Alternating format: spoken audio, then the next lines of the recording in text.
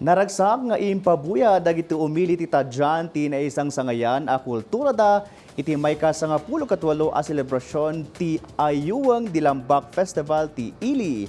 Bida pa iti selebrasyon ti Basketball. At report ni Clint Isvan Tutanes ti PIA Cordillera. Napnoan iti naragsak nga awong tigang sakon sulibaw, ti binmida iti panang selebrar ti tadyan, iti makaisang apulo katwalo nga ayuwang dilambak o tadyan.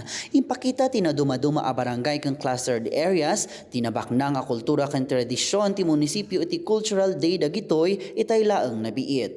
So let us bring out the ghosts, the dance and sing together as expressions of our pride in who we are. Was din mangiba paila isnan na anagyud ay kaugalyan. Ya kultura ay siya ng dugyo no apay nga si sasarunat ya si pipiksata o amin irduani. Sigon kan ni Representative Maximo Dalug Jr., tina sa o selebrasyon kat may saa simbolo ti panagduras ti Ili.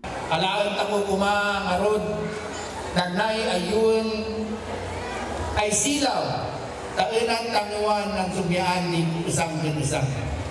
Isnan ang inay ubing, babae ken lalaki, nan amet umagyudan ni ili tamo ay tadyan, yanan ayuwang di kinaitadyan ituada ken natabo. Aniyo kuma ipalubos, ay nan madama ay timpo, ay makwani ang moderno, ket malipatan niyo ng sulsulon din si Alapo, isnan baoy ay makwani ay binnani.